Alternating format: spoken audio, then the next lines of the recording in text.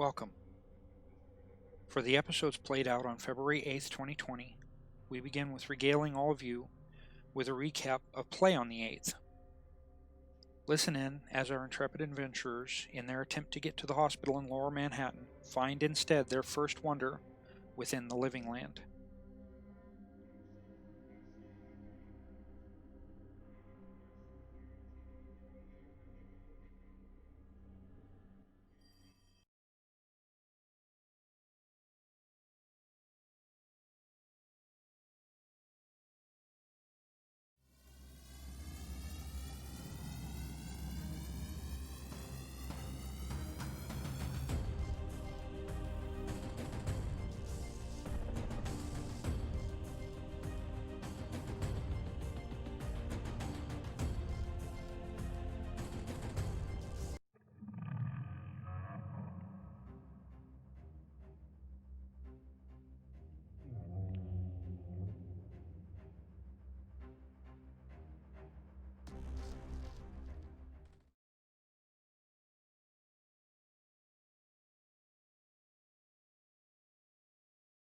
Now recording. Hello, I'll Craig. cut out stuff like that too. Yeah, hi, Craig.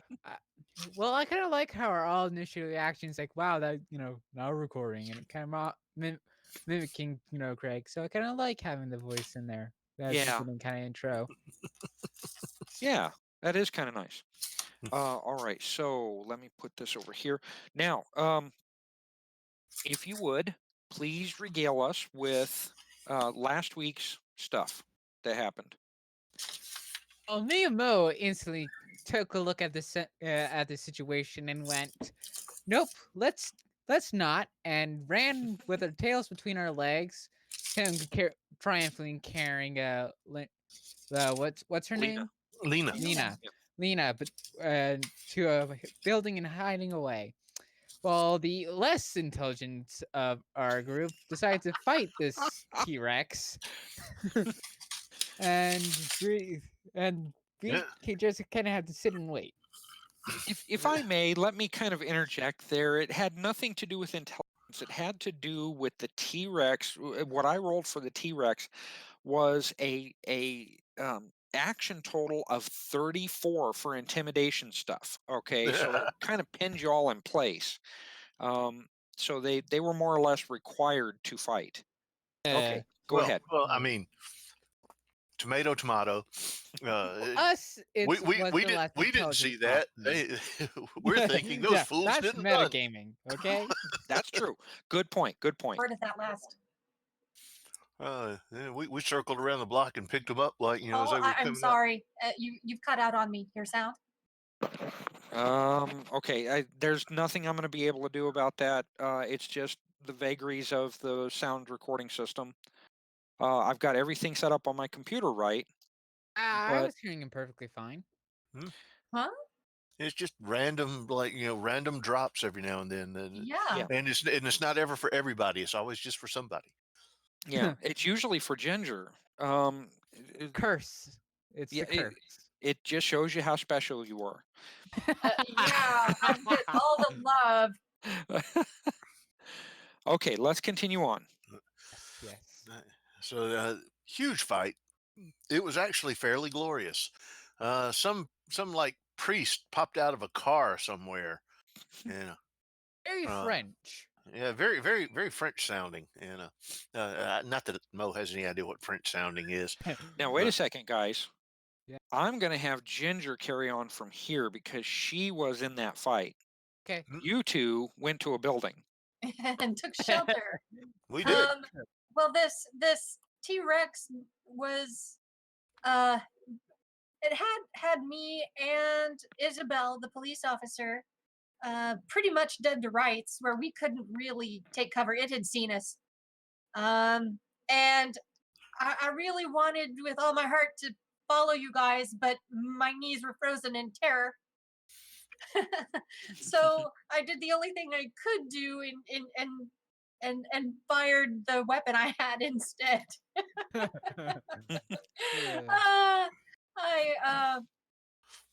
I didn't do so well at first because that thing just had way too many teeth for me to contemplate it. But when but I realized I had to put myself between Isabel and some of the other people who couldn't run as fast. I was okay with running away, but that thing was going to catch us for sure. And just as I started unloading my shotgun at this walking wall of lizard, suddenly, a civilian pops out of the car that I took cover behind just before the T-Rex could crush said car. So, we did our best to band together and to fight the T-Rex, which we successfully did. It took all of us together. The Frenchman had a handgun on him. The police officer fought very bravely. We did not stop until it ran away. And then it had riders, lizard people, and they attacked. So we had to defend ourselves against that. It was just this unending wave, and until they were gone or had run away with the T-Rex. And we spent the whole entire evening locked in combat. Yes, unfortunately, combat really took a toll on the game for that evening. But if the dice don't work out right, what can you expect? Well, I must say that T-Rex was hard to kill. It was quite the challenge. And we couldn't exactly give up and run away because it was well supported by other lizard creatures. At least So- me and Mo have the right idea. We just don't have to. We don't have to run faster than T-Rex. We just have to run faster than everybody else. Unfortunately, in most cases, that would mean y'all all outrun me. But I'm fine with that. I'm fine with that. It's like, well, thanks. I wasn't going to have a T-Rex take a bite out of your behind, Chris, running as fast as it was. I was pretty fast. I was actually kind of nearly as fast as it. Okay, trying to find something here. So that was actually pretty good. Now, where we picked up was you all found a tower, a rather tall tower of Right, all our phones and stuff got fully charged. There's a gleaming building nearby. crystal. Yeah, there's a building nearby that's power is actually on.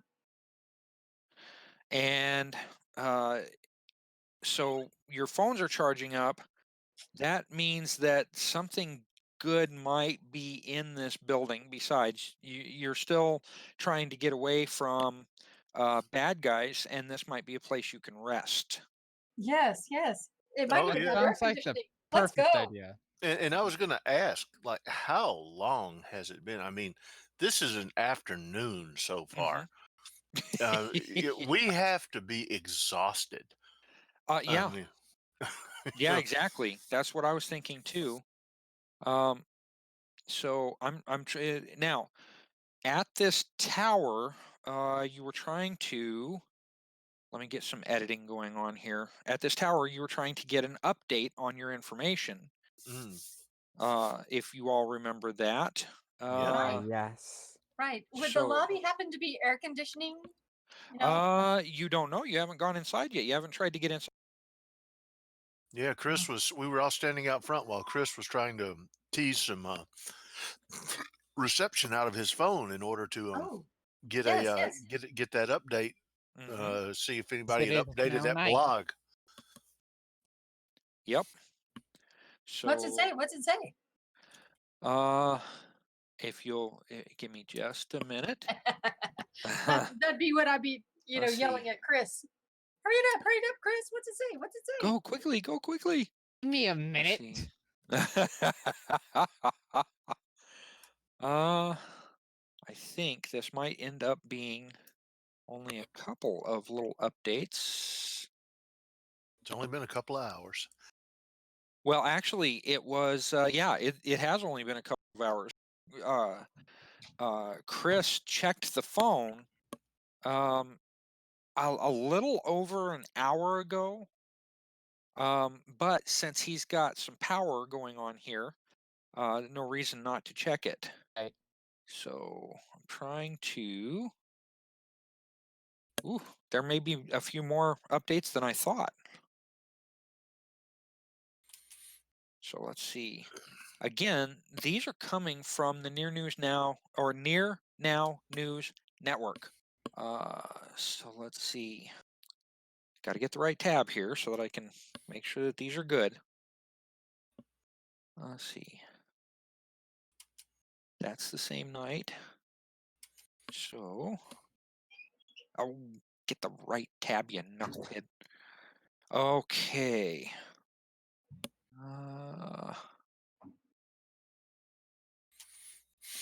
This one could actually have come a little bit earlier. I'll read these off in just a moment. I should have had this done already, but I completely forgot about it. That's fine. That's fine. This week has just been busy beyond belief. And it just seems to keep getting busier and busier. I can completely understand that. Yeah. Oh, I Okay, don't know I'm gonna- because I have a 5-day weekend. 5-day weekend. I've got an Nose smacks all-day Chris. weekend. Uh, Okay. Should I do a whole new page? Holy crap! That's a lot of them. Okay, so I'm not going to do the whole page. I'm just going to give you the hour update. So let's see. That's nope. There we go. Okay. Now the last one that you got, the last breaking report that you had received was reports from Baltimore of a massive wall of storms just north of the city. Looks like they're right over Philly. The next one that comes up is weather forecasts are awful. Today was supposed to be sunny, It also said mid-70s. something was up at Madison Square Gardens or baseball. Well, it's no longer Madison Square Gardens, it's Citi Field. But you're right, and I read about that, and there's something more coming about that pretty soon. Let's see, weather forecasts are awful. Today was supposed to be sunny, mid-70s in New York. No hint of thunderstorms in the forecast. Breaking. Wall of storms seen from Long Island covering New York City and extending northward. Breaking. 2 airliners have crashed on Long Island. A little while ago, probably about 30 minutes ago, you thought you heard some explosions. No, we saw a plane come down. You described a plane coming down. Oh, did I? Okay. Yes, you did. All right.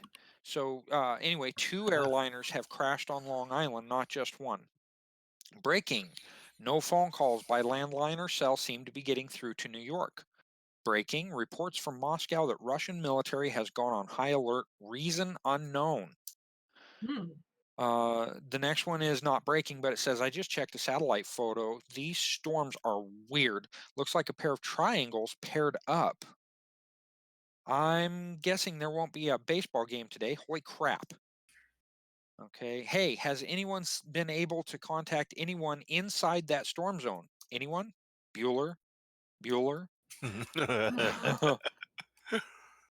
Breaking. Reports of scattered power outages around the northeast U.S., likely due to the storms in New York to near Baltimore, close to Baltimore. Breaking. Reports that a massive power failure has occurred in India. The entire continent is apparently in the dark, and that's all you've got for right now. Okay. So, now, look, all of these updates are in the journal tab under Torg player information in State of the War. Okay, if you pop that open and kind of scroll down, you can see axioms by reality and cosm, and then the various war updates that are going on. And then, of course, I have a whole bunch of other notes that I can deal with. I need to start getting those other cosms involved. Again, I apologize for my cough. What's that? I'm looking now. Where would I find them? State of the War. Found them. Yep. And then scroll down almost to the bottom of your screen, and of that window, and you should be able to see everything that has been read off thus far. This is what would appear in your phone, including your phone, which like I said last time, has about a 50% charge by now. Yeah, but any phone signal? You are not actually getting any kind of phone signal. The information that is coming in about the news is coming from satellite, but there's no communicating out, which is very strange. It's one way. It's one way. You can receive but not broadcast. We're apparently picking up a couple of like Wi-Fi hotspots Oh, and able to see stuff, but I guess we don't have a strong enough connection to send. Well, and it's I have to correct you. It's not really Wi-Fi hotspots. Like I said, it's more satellite Right. satellite relay. and incidentally, I guess I'll say, hey, Chris, what is that network that you're tapped into? Getting news at all? And see if I can't add it to my phone while it's working. Okay. Yeah, it's no problem. It's there. But Oh. again, you're not getting any signal out. Huh. So I asked the doc if she still has her cell phone, because we have the police officer and the doctor with us, don't we? yes. Demasseling. Yeah. Dr. Mosselang and Elizabeth. Or I'm not Elizabeth, Isabel. Oh, geez. Okay. It's only been a week, people. So Lena, Isabel, and Dr. Mosselang are with you. And then it's you four. So including Francois. Let's see. So what you see around you is the block is dominated by a steel gray metal tower, untouched by vegetation or decay. Actually, it's a crystalline tower from the images. It stretches up over the Manhattan skyscrapers and is topped by something akin to a minaret with a smooth crystal projecting from one side near the top. Now, that top is really, really high. You're talking probably a good 15 stories high. So Wow. yeah, exactly. It's pretty high up there. When you look down or look back towards this structure, whatever it is, you actually see an opening now. Something that Oh. just opened. Well, Yeah. who said open sesame? Mm-hmm. But that's a weird looking building. That doesn't look like a normal skyscraper, does it? And that I've seen around here. Right. I'm not that familiar with Manhattan, but I'm tapping the wall with my spear.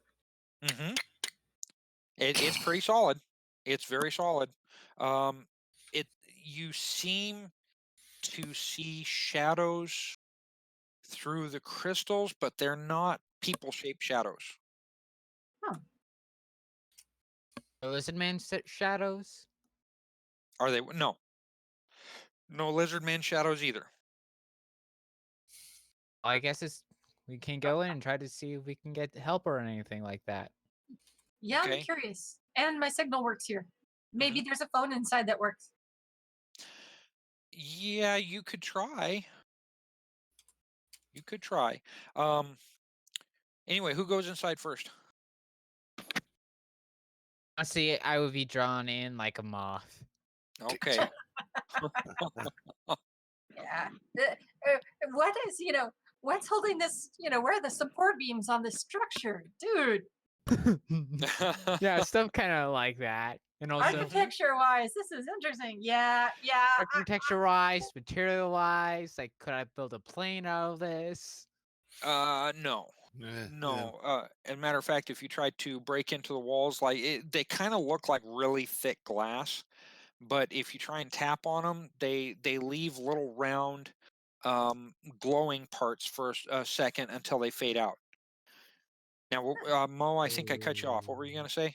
I was just gonna say, yeah, Mo isn't like overly comfortable with like this building. It's just it is completely outside his realm, so he is not overly comfortable with it. But he'll go in with the rest, but he's like a little bit superstitiously, like actually like looking a little bit like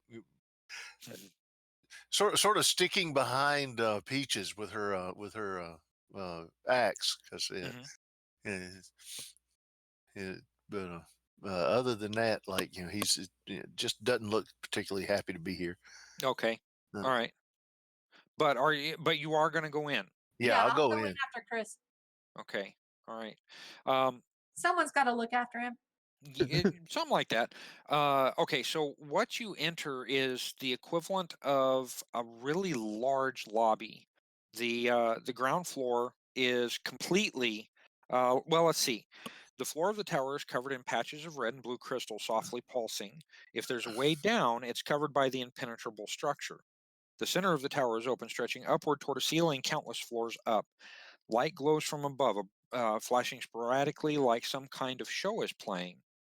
And there's a ramp to your right that spirals upward along the interior. But Okay. there's not really anything else along the ground floor. Oh, up or down? Well, you can't go down. Like I said, that is covered by impenetrable structure. Huh. But that's an escalator of some kind. It's basically an escalator, yeah. Maybe that's there's right. Let's go. maybe there's a news TV playing. And is that can we hear anything? Actually, yes, you kind of hear a dim voice. It's not a dim voice, but a light voice, and it seems like it is above you and to your right. Let's go. Let's see who they are. All right. Um, As long as we go together. that makes sense. That does make sense. Let's see. Hang on a second. Mo comically like backpedals on the escalator as he's like, I used to something moving under his feet. yeah, this is weird. It's like I kind of see that and I kind of help Mo on. It's like it's like I comically small human trying to help giant big lizard. Well, who's with us?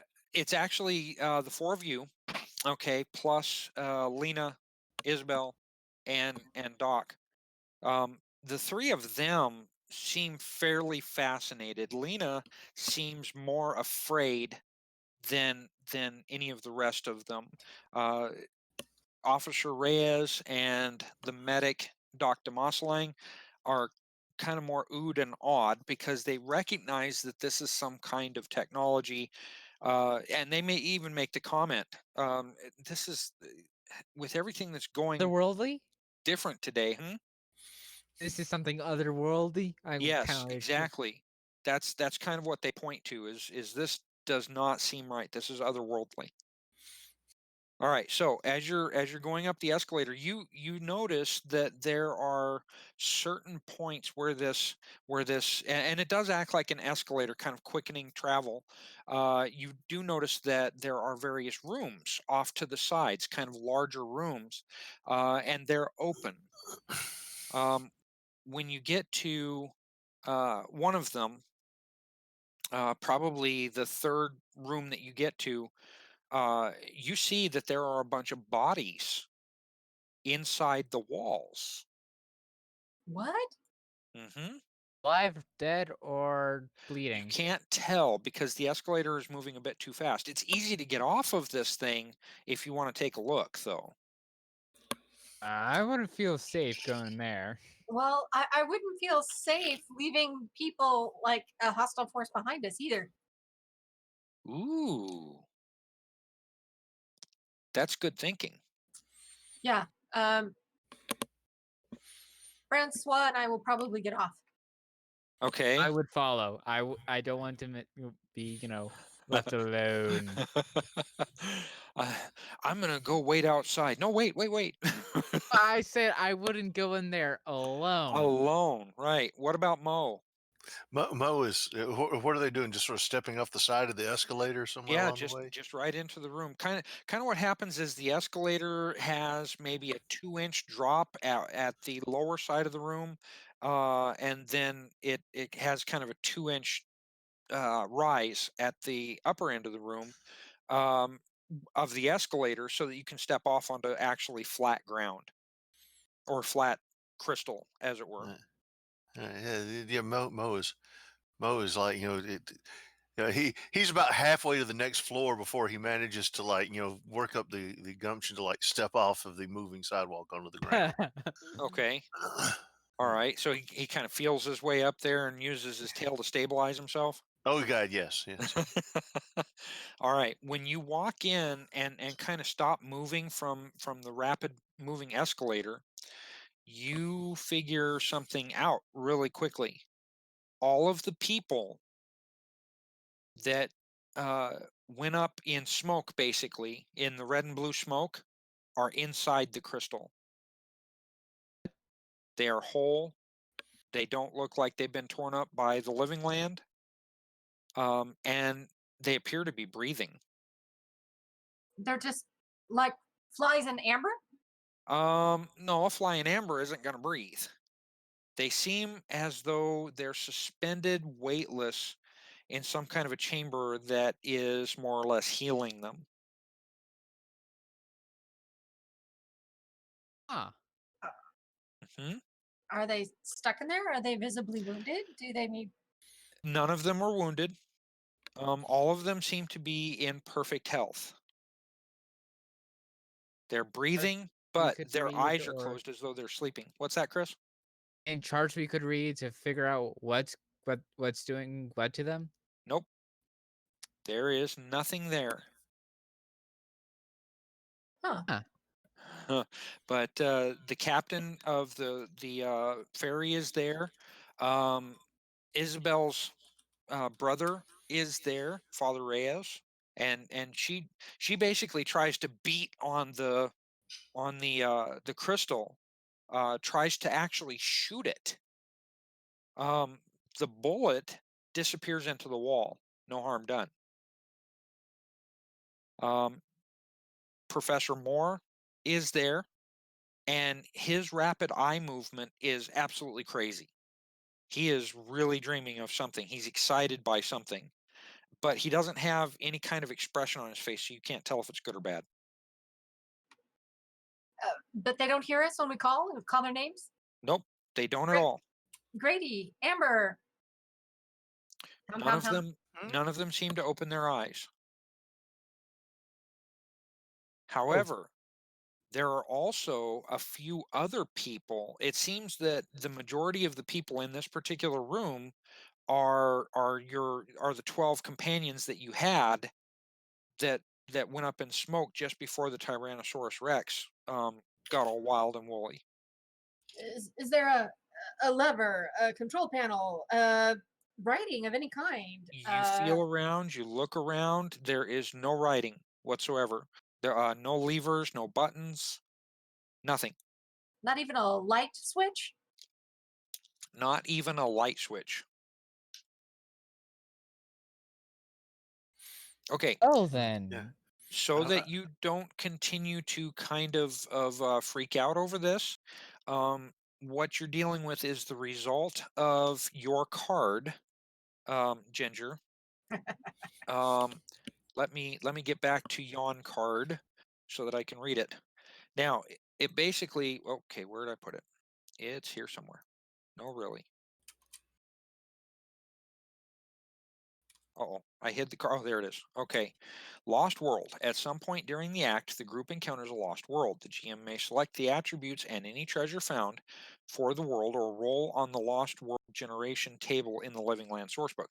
So the treasure that you're finding is that all of your wards from previous are not dead. How do They're we just get them out? preserved here. Yeah. Mo's just poking the wall where the bullet went in. Mm-hmm. There's no hole. There's no scar. Nothing. Yeah. When he pokes it, is it just a solid wall? It is. It's very solid. He steps back a little bit and like gently sort of hits it. And my character are kind of genuinely speechless kind of at this, like fascination. What else would I be feeling? I also be kind of feeling awe about, about Oh, this. come It would on. If you had a circuit testing tool or any kind of measuringometer, you would be plastered to that thing doing Uh-huh. tests. I was like I kind of yet just like they're alive, the people I saw dead. I'm kind of still getting over that, and my kind of nerd's ego kind of starting to fill in. Kind of like, how does this work? How do we get them out? What's this do? How is it powered? It's like all the other kind of technical details. Is I'm now my mind's starting to kind of fill out with those kind of thoughts. Uh-huh. I just want to know what it feels like to slide through crystal. He eventually Mo comes running from halfway across the room and just slams into the wall, seeing if the faster you're going, if you can get in there. Roll a spirit check. I'm actually good at spirit. All right. Let's see. The difficulty number is a 10. 10, submit. Okay, all right. So you're good there. So that's a 17 total that you generated with a nice roll of 18. You do not somehow manage to knock yourself cold. Okay. But you might be smarting for a little while. That's right. It denotes like all forms of new sensation. So that's There you go. E- You're very happy at this point.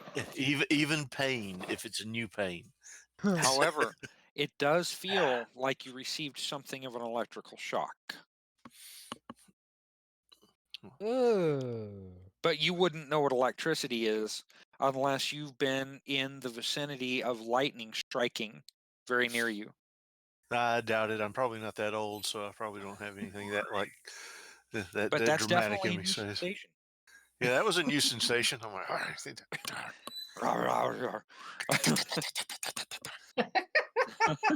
Is he laughing? Yeah, I kind of look at that and look at all of that. It's like, what did I just see? yeah. I turn around and like just do a palms up gesture and like point back in the direction we were going and start heading off that way. Okay. Lena is okay. She reaches up to touch the side of your head that smacked into the wall and notices that it is greatly discolored, but otherwise it's not bleeding. Oh, Oh. yeah. We'll go with them. Okay. I'll go with them. I don't Yeah, want to leave it. And I'll just have to keep looking around. I am baffled. Okay. All right. You get back to the very strange escalator. It doesn't actually have any moving parts. It just seems to more or less levitate you upwards. just moves. It just moves. So Yeah. then you get, as you're going up, between these rooms that are in there, and the rooms get smaller and smaller as you go upwards. But as you continue at these rooms, there are metal plates attached to the wall, and they seem to have some kind of a symbol on them. And then as you approach them, Yeah. Yeah. I they want to stop. yeah, as you approach them, if you have a desire to stop, you stop. If you don't have a desire to stop, you keep going on. No, I want to see what these are. I'm curious. Okay, so you stop at the first plate, and it has this symbol on it. The symbol seems as though it is suspended in liquid. You know how if you kind of move water around over something that's in a tub, it kind of distorts it like it's moving back and forth. Huh. Yeah. Mhm. Okay, and as you get closer, um, the plate actually changes from square to a circle. It seems if for all the world, it is solid. It is a square, and then if as you get closer to it, it turns into almost an oval. All right, and you hear this voice coming from it. We are lost, crushed by the savage world of Baruka. He is a high lord, and all of you hear this in your own native language. Francois would hear it in French. You and Peaches and Chris would hear it in English, and then of course Mo is going to hear it in Slytherin, not Slytherin. Slytherin. How's that? Sultan, is that any better? There you go. Parcel tongue. Yeah, we could go with that. Why not? Parcel tongue. Parcel tongue. Anyway, the voice continues on. Baruka is a high lord, a being who invades other realities. He sucks the possibility energy from his victims and their lands. We do not know what end these invasions serve. All we gleaned was a single word: Torg. This realm is the last remnant of Ukhaan, a world of great scientific achievement, reason, and peace. We were invaded by Taktakare, the living land. This outpost is where we made our last stand. We failed. We used what we learned of possibility energy to transmit our knowledge, our art, the very essence of our people, away from the living land. So little was saved. Hopefully someday, after the storm, explorers will hear this message and find our remains. If a reality raider hears these words, beware. All our power courses through our last guardian. While the storms still rage, it will destroy any intruder. If instead you battle against the High Lords, remember Ukhaan, for her daughters and sons can do so no longer. We are lost. And the message repeats. It's not anybody speaking specifically to you. It's more of a museum piece, if you will. Oh. Absolutely fascinating. It would be my character's immediately response. It's like, how do they play the message in our minds? Well, and that's the thing. You go and maybe touch the plate. You can run your fingers behind it and everything like that. It's not sharp. It's like it was perfectly honed. It's a perfect piece of artisan work. But it goes back to having that symbol on it, and I can't really describe the symbol. Maybe a couple of diamonds back to back, but they kind of float, and every so often turn more into a square or more into a circle or something like that. But they always seem to go back to those two diamonds in the middle of that plate, as if it's underwater. You look around, and there are more plates above you. Mo is convinced that since it was in his language that they don't understand what he was talking about, so he's trying to pantomime what it said, and sort of get like sort of get a point across to him that that's what's happening here. He's like Baruka. Baruka. He like raises his hand up and kind of slams his fist down into his other palm. Makes a gesture from the sky to the ground. As you're kind of doing that, I kind of like once you did your strike down, I kind of put my thumb to my throat and slide it across like he's killing and stuff like that. It's like trying to explain to you that we actually know. So I just think I've done a really good job then. I was gonna say kind of like what happened in Guardians of the Galaxy, where Star-Lord slides his neck across his throat like he's cutting somebody's throat, and the guys are like, "I don't know what that means. It doesn't make any sense to me." You pull your finger across my throat. No. All right. My reflexes are too fast. I'll catch it. I love that movie. It gets 100 times better is that you think of it as a D&D campaign going wrong. Like everybody made a joke character and the DM's just frustrated to all heck. And Gamora's the only one. only one who made a serious, in-depth character who min-maxed all of it, but Oh, can't use any of her skills because they just go with the most rambunctious plans. yeah. Oh, geez. Yeah, I could see that. Okay, so every probably 30 to 50 feet, as the ramp spirals upward along the interior, you see bridges that seem to connect the central ramp to the open entrances of large rooms that ring the ascent. Now, I told you about that already, and there are various things in there. Some of these have people from various lands or, um, you know, of various sizes, pointed ears, eyes that don't seem to match the normal eyes of any of the lands that you've seen before. Like they might have a slit like a snake in their in their um, eyelids. Duh. And as you're going along, you just see hundreds of these people in these rooms, and none of them have anything in it.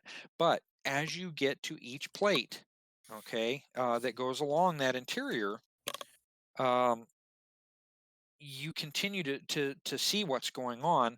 And let me get over to Torg Eternity, and let's see. Let me edit this real quick. Players' journals, all players. Oh, get back there. I'm going to get rid of that. Okay, this is the first one you see. I'm popping it open on Roll20. If any of you can see that. If you can't see that, let me. I'm not seeing anything yet. Okay, it should be in your journal. Then you should be able Oh, to wait a go over minute. to. Journal. Hang on. I'm not in journal.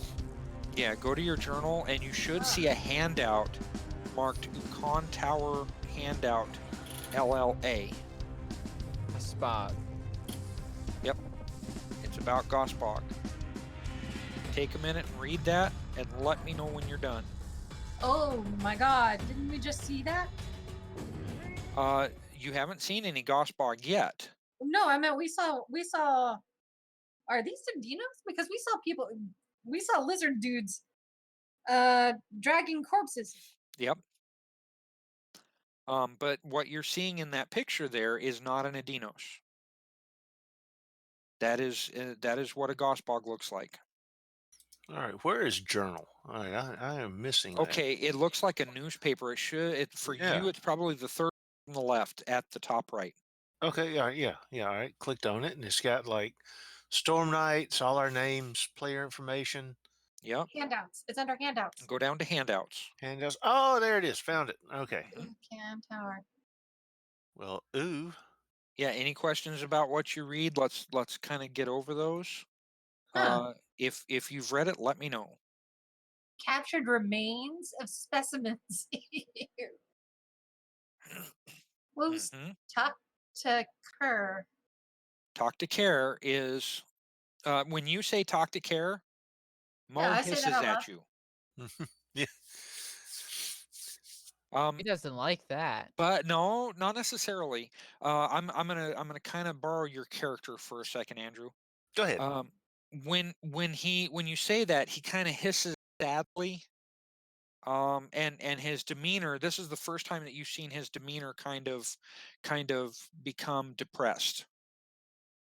Because and you've kind of seen that before. It's kind of a universal sign of wanting to go home. Oh. Homesick. It's homeworld. Sorry, Everybody we're all was just just reading. quiet. Mhm. Yeah, well, I was reading. Sorry. Oh, if you're still Okay. reading, let me know when you're done. All right, I'm So finished. I look. I'm holding this thing. I look at this thing, and I look at Mo, and I say, "Gospog."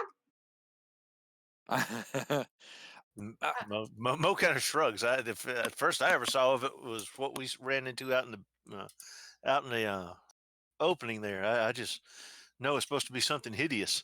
Mm-hmm. So he says a lot of unintelligible hissing and snapping. Yes. Okay. Yes. And so I say, Edinos. He makes sort of an affirmative gesture and like points to himself. Mm-hmm. Hidinos. Ah, Monkey. Lizard man. Err. and so I say, he points to himself. So Edinos, point to you, but I point to him and say, talk to care. I sort of point in the direction of the of that big beanstalk that came down Mm-hmm. and make a gesture up. The talk to care is on the other side of that. Okay. So those of you who have active cell phones, which I believe is Peaches and Chris, each of you gets a notification sound. I stab it. Oh no, you don't. What the hell Oh is no, that? you don't. And what you find is the new file is exactly that in the zeros and ones that make up the coding that goes into your phone. Well, so much for me taking a picture of it. Yeah, no need to now. It's all in here. It's all in there. Now you go up another 2 or 3 bridges worth, and using that escalator, you're not getting tired or anything. Kind of rested. It's weird. You a little bit energized. My feet are starting to get tired, so I just sit down.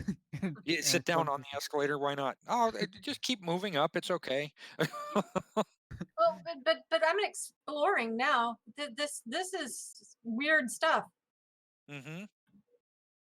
It's a shame that talking portal didn't have words. I'd have snapped a picture of it. Yeah. Actually, you could go back down and record it because you noted that it actually started the message right back over.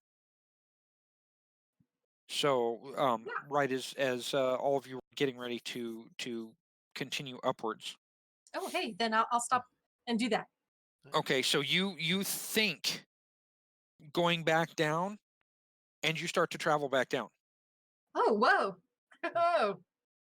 And this She doesn't goes have any zipping kind of back through our handrail, group. This doesn't have any kind of handrail, does it? Nope, no handrail, but you don't feel like you're going to fall off. Star Wars Imperial bridges, I see. There you go. No handwritten, no OSHA. Only in this case, it feels like repulsor lift technology. Doors close like guillotines. I mean, it's just chop. Whoa! Wait a minute. Okay, so Peaches is able to go down and get a copy of the voice that comes from it, and you're able to listen and everything like that. It comes through perfectly, almost as if it were recorded on that phone. Oh wow! And so I say, Adinos Baruch to our lizard friend. Well, you'll have to come back to your lizard friend because yeah, they had to come back to us. When you get back, I've got everybody in a group and I'm like trying to make them eat. Sit down. I've got like a sliver of lizard that I've cut off. And lizard jerky. We have completely raw. Yeah, but that's cannibalism. But then again, yeah, exactly. Mo is not going to understand what cannibalism is. Yeah. So, okay. Anyway, when you get up to the next plate, oh wait a minute. Peaches had something that was going on with Mo. I just went, pointed at him and said, "Edinos." And then I pointed at him and said, "Baruka." All right. All right. Hiss of anger. Got it. Yeah. No more Baruka. All right. But it's probably a long diatribe of completely unintelligible like Edinos. Yeah. But he doesn't sound happy. No, and I get that he's mad at the invading force of Baruka, who destroyed the Ukhaan, and the Ukhaan are lost. Got it. I do apologize about the images that I took directly from the adventure for these handouts. I don't know why they're that blurry. I probably could have retyped them, but if as long as you can read them, that's what's important. So when I enlarged it, it was clearer. yeah, well, mine doesn't, but that's I just okay. used if I want a picture from one of these books, I use the snipping tool. Yeah, that's what I use too. Huh. But for some reason, it still came out kind of blurry. So It's weird. I have it happen to me sometimes too. yeah, I get blurry every morning, man. I'm telling you. Well, you need to lay off the drink, man. It'll kill you. I know. Well, it's blurrier every night, so I suppose the mornings are good. But anyway, you move up to the next plate, and of course, each of these plates has a different symbol on it. Like the one about the Gospog actually had a multi-pointed star in it. But again, it seemed like it was moving under the water, almost transforming into a circle, and some of the lines would go away, and some extra lines would come back, and such. This next one, it actually has the equivalent of a teardrop in it, and the teardrop, it doesn't really move all that much. But you see other teardrops, kind of smaller teardrops, form around it and go away every so often. And then you get that handout, Archive LLB. Can we touch any of these teardrops?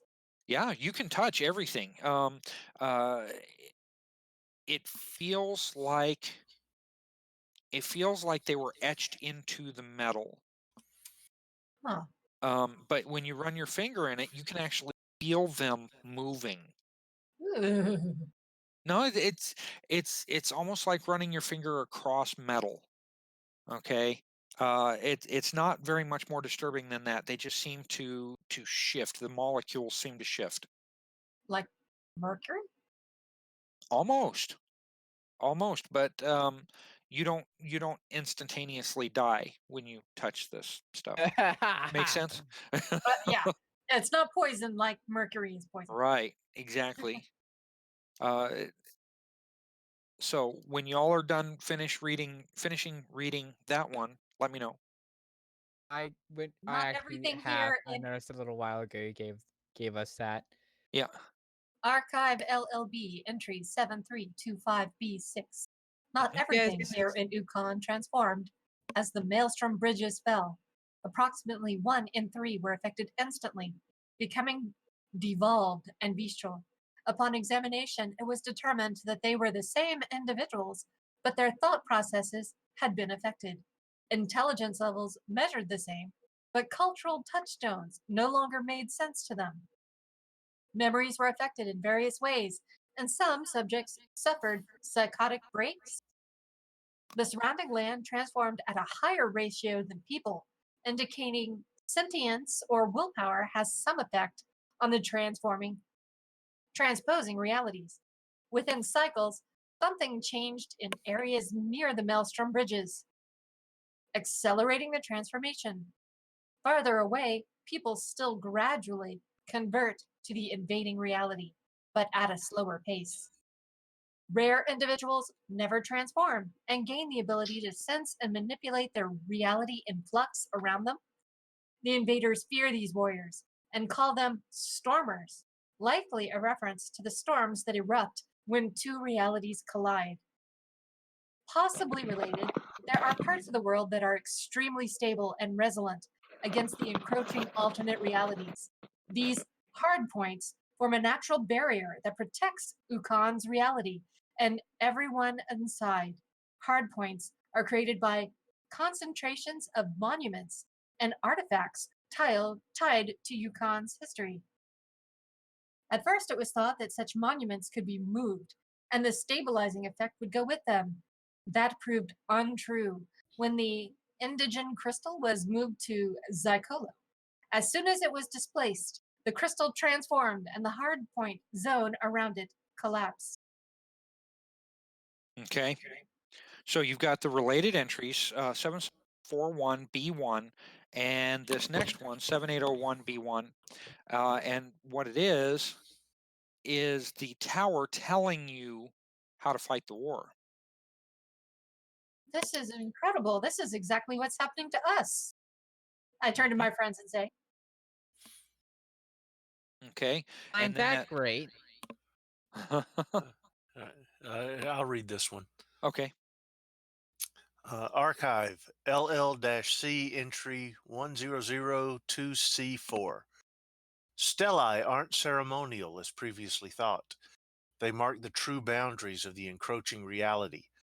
The space between three stellae becomes a zone and transforms. As the invaders gain ground, they plant new stellae, and more of Ukhaan is lost. There is definitely a geometric form to the stellae placement. 3 form the boundaries of a zone, but any single stellae may only connect to 6 others. That means there's an optimal pattern for placing stellae, and enemy attacks and movements could have been predicted with much greater accuracy had the mechanics been understood earlier. In the Battle of Ukhaan, the last of our Storm Knights managed to displace the Zyclo stellae. It was a costly undertaking which revealed several key pieces of information. As hoped, the removal of the stellae caused the invading reality to collapse and return to Ukhaan. Unexpectedly, however, everyone who had transformed was obliterated by the disruption. No theories explain why, but it seems certain that Ukhaan is doomed. Too much of the world has been irrevocably changed. Additionally, the attack against the stellae provoked an immediate response from the invaders, including the instantaneous arrival of strange reinforcements. The troubling indication is that the stellae are either sentient or connected to some greater evil, connected to the entire network. We are lost. No further entries. Oh, wow. So I see the kind of pattern we're going for, so I guess I'm going to be the next one up to read, huh? Well, read the actually, first one. it says no. Yeah, go ahead and read the first one. Because it says no further entries, and that's what it means. Oh. Yeah, I guess I should read the first one. Yes, yes, please. Yes, please. It's like forever who is wondering what was actually said. The invaders unleashed a terrible new weapon, the Gasbog. Elinos were observed collecting corpses during the initial attacks. The original suspicion was as food, or perhaps as a psychological weapon. The truth was far worse. Some forms of mutant growth was malignant. Plant growth was embedded in our dead. The gestation period, though, is approximately 30 cycles. After the gestation period, the plant growth animates the corpse itself. The resulting creature is essentially mindless, very aggressive, and does the bidding of the invaders. Disembowelment, fire, and penetrating damage to the center torso are the best methods of dispelling Gasbog. Let's report that Gasbog fields are planted in neat rows, 100 graves wide, 100 graves steep, and after 60 cycles and more implanted corpses of a newer breed of Gasbog appeared, rare, larger, and more dangerous. The current theory suggests the new bodies produced harvests are increasing power. Cycle 90 should provide definite proof. captured remains of specimens indicate that implanted seeds are not native to Takatar. Are they exposed to war from some other world? The Indinos ravaged, or indication that these are servants of some even more dangerous master. Regardless of origin, these Gasbug are perfectly adapted to our reality, and invaders are often use them to strike at hard points the Indinos themselves shun.